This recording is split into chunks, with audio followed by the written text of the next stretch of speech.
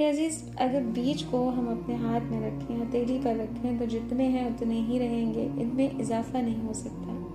لیکن اگر یہی بیج زمین کی تھوڑی سی مٹی کو نکال کر اگر اس کو زمین کی تہوں میں چھپا دیا جائے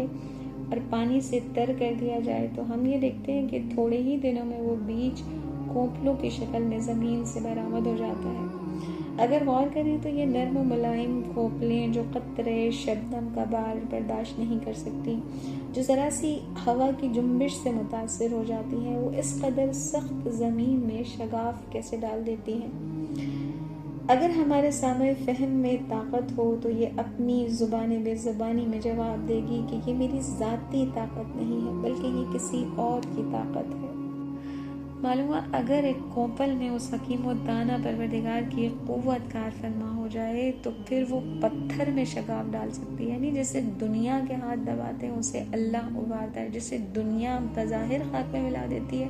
اسے اللہ پروان چڑھاتا ہے۔ زمین میں قدرت نے کچھ ایسے اجزاء ودیعت کیے ہیں جو اپنے سے مافوق یعنی نباتات کے کام آنے کی صلاحیت رکھتے ہیں،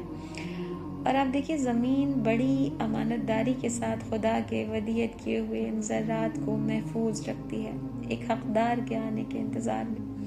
اور جب وہ حقدار آ جاتا ہے تو زمین اللہ کی ودیعت کی ہوئی اس امانت کو پیش کر دیتی ہے اپنے سے بالا تر مخلوق کے لیے۔ اب اس میں کچھ فیض پانی کا ہوتا ہے، کچھ سورج کی روشنی کا ہوتا ہے، سارے اجزاء آ کر شریک ہو جاتے ہیں۔ اب اگر کوئی بھی صاحب فہم غور کرے کہ یہ تمام اجزاء جو اس پودے میں شامل ہو گئے اور سب نے اپنا اپنا حصہ ڈال لیا اور اپنی